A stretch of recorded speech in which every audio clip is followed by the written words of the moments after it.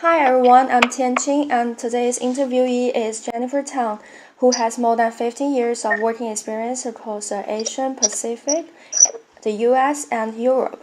Jennifer has an extensive background in corporate affairs, integrating marketing and public relations with P&G and Levi's. Firstly, I would say thank you to Jennifer for accepting my interview invitation. This interview will be recorded. The material will only for academic use. Hi, Jennifer, how are you? I'm good, thank you. Hi, Jane.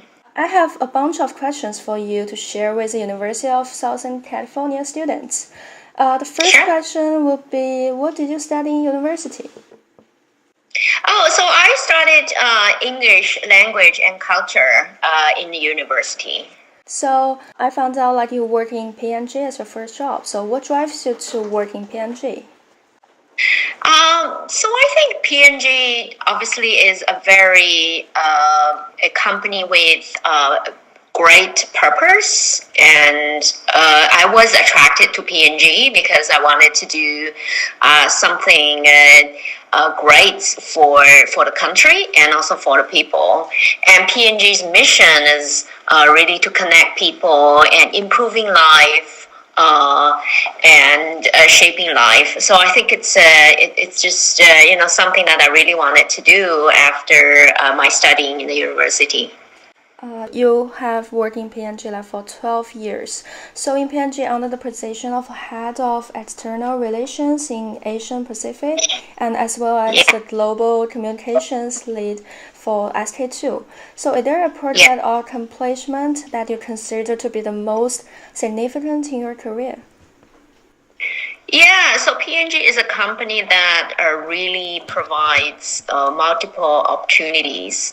So during my 12 years of working experience with the company, I was actually offered opportunities to move from country-specific responsibility to regional all the way to global.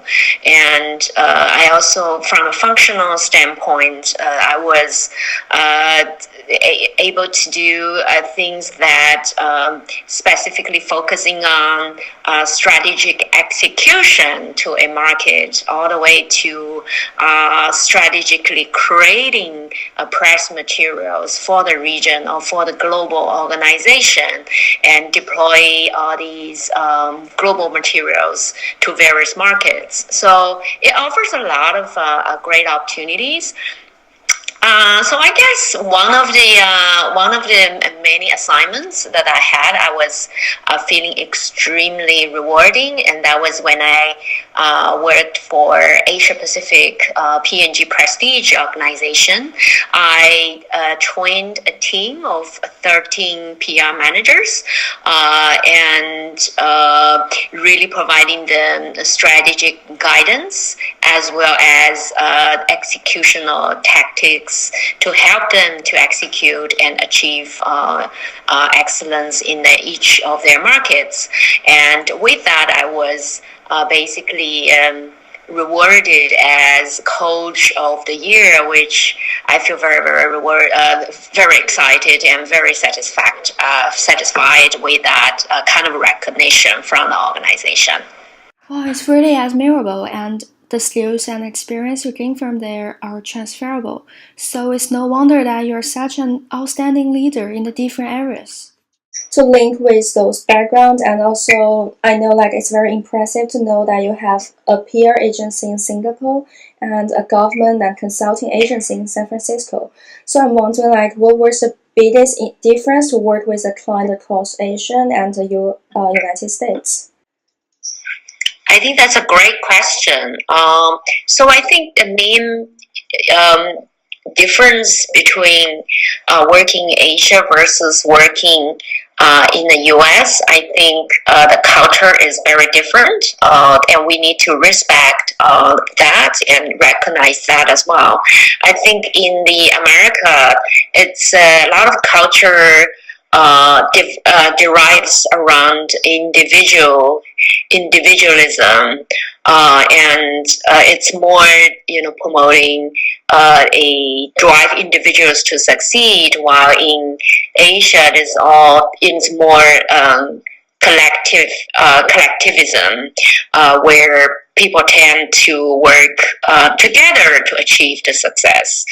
And I think the other difference is really the style of communications, and we communicating people need to be really mindful of. There's a significant difference as well. In the U.S., communication is more direct.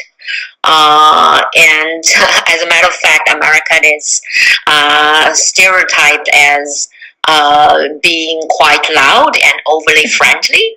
But in Asia, some people would simply nod on their opinions even they don't agree with what you're saying, in order to respect and honor others. So it's a significant difference.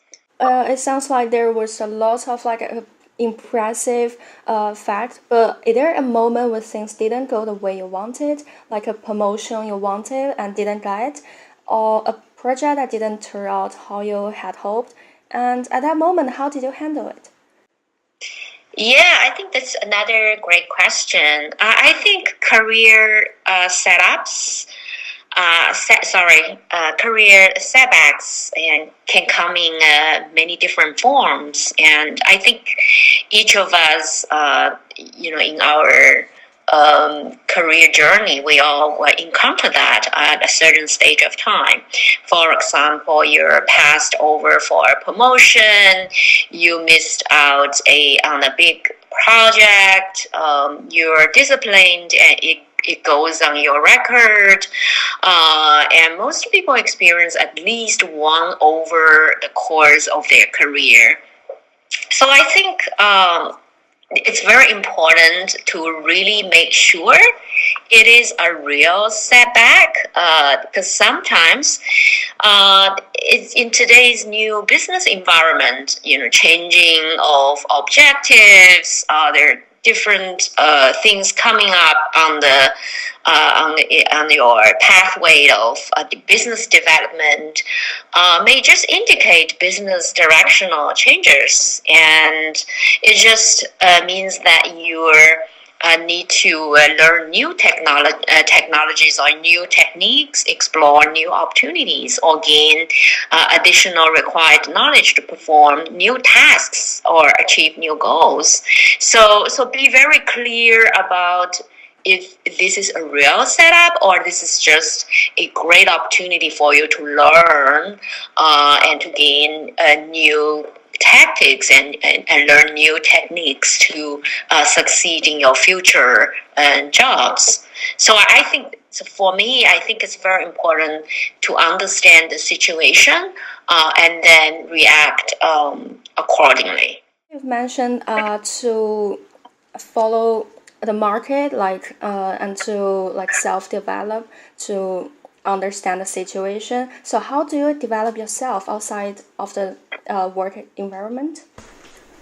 Yeah, so I think this is really relevant to my current situation. So I actually moved from Singapore to San Francisco about 2 years ago, and since I came here, I realized there are lots of different things here. The Silicon Valley and San Francisco Bay Area, it's the quintessential center of innovation and technology. And back in Singapore, it's more financial services and marketing, PR, and sales oriented businesses. So there's a shift of focus here.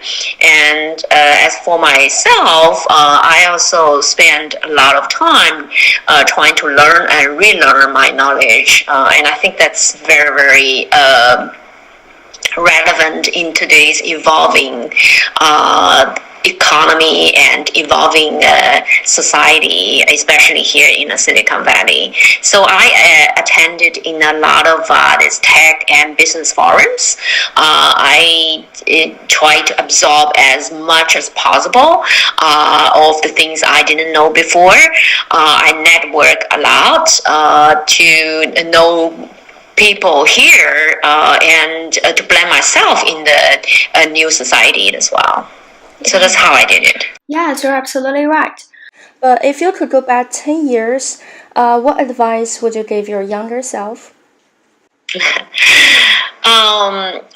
I think if I could go back 10 years, I definitely, will try to consolidate my what I learned at that time, and maybe I would go for a MBA and further my academic studies. Is there anything you want to add on to the fellow students? I think so. Thank you, Qing, for offering this opportunity for me to talk about my experiences working in Asia Pacific, in the US and Europe. I think maybe I can give some advices. I think first is after you graduating from your university, I think it would be really great to join a company such as Procter & Gamble, which it's almost like a training ground for you to establish your skills and your sort of principles for your future success. So I personally feel very satisfied with my P&G journey because it really shaped me as a business person, as a communicator till today. And I think the other thing, obviously, as what we discussed, it's very important to always know where you are and learn and relearn, and also learn how to learn. That's very critical in today's AI-driven world and all the new technology and innovation. I think thirdly, as we already touched base about, is really the networking. Networking. It's very, very critical for your business connections and your next career opportunities as well. For the USC students we're involving in the Trojan family, effective networking will have a significant impact. Jennifer Tang, thank you so much for sharing your experience and providing insightful advices to us. And hope everything's going well in the future. Thank you. Good luck to you too.